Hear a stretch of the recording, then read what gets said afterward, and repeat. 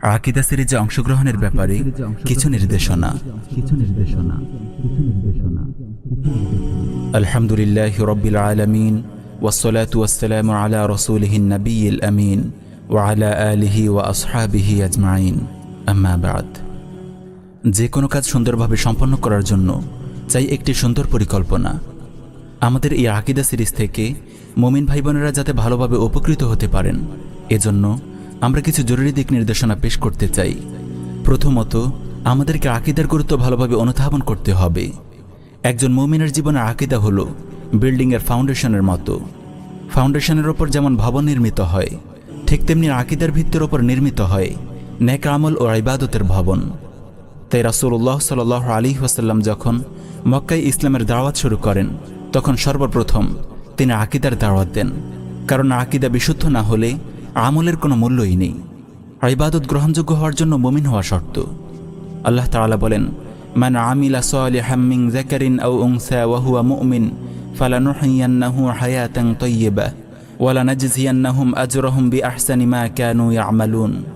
নারী ও পুরুষের মধ্যে যে কেউ নেক আমল করবে, যদি সে মুমিন হয়, তবে তাকে আমি নিশ্চয়ই পবিত্র জীবন দান করব এবং তাদেরকে তাদের কর্মের শ্রেষ্ঠ পুরস্কার প্রদান করব।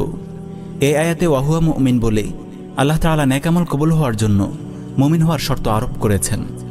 আমাদের অনেক ভাইদের এখনও ফরজ পরিমাণ আকীদার জ্ঞান অর্জিত হয়নি। ঈমানের বিষয়টি অত্যন্ত নাজুক ও স্পর্শকাতর। প্রয়োজনীয় আকীদার জ্ঞানের অভাবে মানুষ ঈমানহারা হয়ে যাওয়ার আশঙ্কা তৈরি হয়।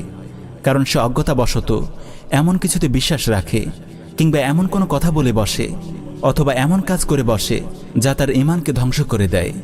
তাই বিশুদ্ধ আকীদার জ্ঞান অর্জন করা ছাড়া নিজের ঈমানের হেফাজত করা কোনোভাবেই সম্ভব নয়।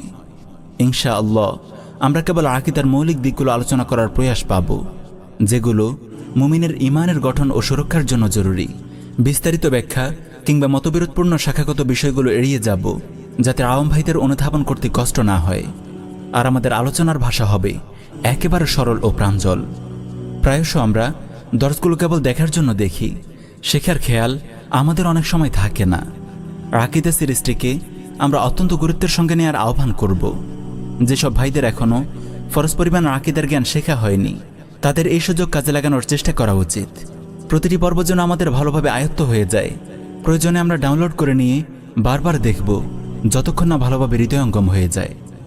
শুধু আপনি নিজে শিখলেই হবে না, আপনার পরিবার, আপনার বন্ধুবান্ধব, আপনার পরিচিত সবাইকে এই সিরিজের সঙ্গে সংযুক্ত করুন।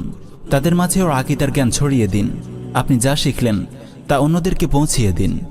আকীদা সিরিজে অংশগ্রহণের পূর্বে নিজের সঙ্গে অঙ্গীকার করুন যে আপনি শেষ পর্যন্ত সবগুলো দর্শে অংশগ্রহণ করবেন এবং ফরজ পরিমাণ আকীদার জ্ঞান অর্জন করেই ক্ষান্ত হবেন।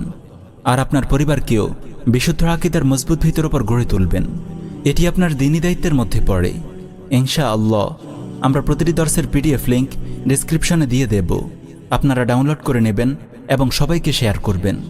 আল্লাহ রাব্বুল আলামিন এর আকীদা সিরিজ থেকে সবাইকে উপকৃত হওয়ার তৌফিক দিন। আমাদের সবার কাজে ইখলাস ও নিষ্ঠা দান করুন। আমিন ইয়া রাব্বাল আলামিন।